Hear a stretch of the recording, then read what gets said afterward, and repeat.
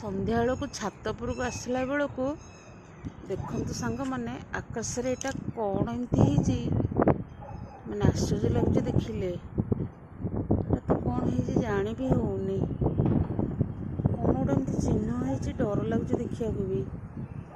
ଏଟା କେଉଁ ଚିହ୍ନ ହେଇଥିବ ଦେଖୁନାହାନ୍ତି, ଏ ଭଗବାନ।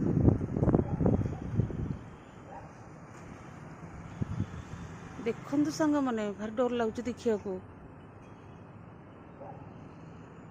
ଏଟା କ'ଣ?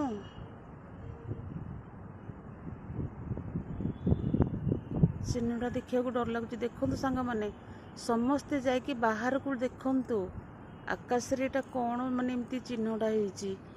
ଭାରି ଡର ଲାଗୁଛି ଦେଖିବାକୁ।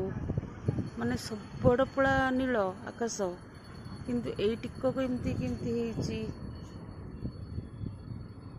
ଯେଉଁମାନେ ସବୁ ବାହାରେ ଅଛନ୍ତି ଦେଖନ୍ତୁ, ଆଉ ଯେଉଁମାନେ ସବୁ ଘରେ ଅଛନ୍ତି ଜଲ୍ଦି ଯାଆନ୍ତୁ ସବୁ ଦେଖନ୍ତୁ ବାହାରେ ଏଇଟା କେଉଁ ଚିହ୍ନ ଗୋଟେ ହେଇଛି ଆକାଶରେ। ଏବେ ମୁଁ ସାଙ୍ଗେ ସାଙ୍ଗେ ଦେଖିଲି, ରିସେଣ୍ଟ ପିକ୍ ଏଇଟା। ଜଲ୍ଦି ଦେଖନ୍ତୁ, ଜଲ୍ଦି ଜଲ୍ଦି ଯାଆନ୍ତୁ ସାଙ୍ଗମାନେ, ଜଲ୍ଦି ଯାଇକି ମୋତେ କୁହନ୍ତୁ ଏଇଟା କେଉଁ ଚିହ୍ନ ପ୍ରକୃତରେ। ଆଉ ଦେଖିବାକୁ ଭାରି ଡର ଲାଗୁଛି। ଆକାଶ ସବୁଆଡ଼େ ନିର୍ମଳ, କିଛି କେଉଁଠି ନାହିଁ।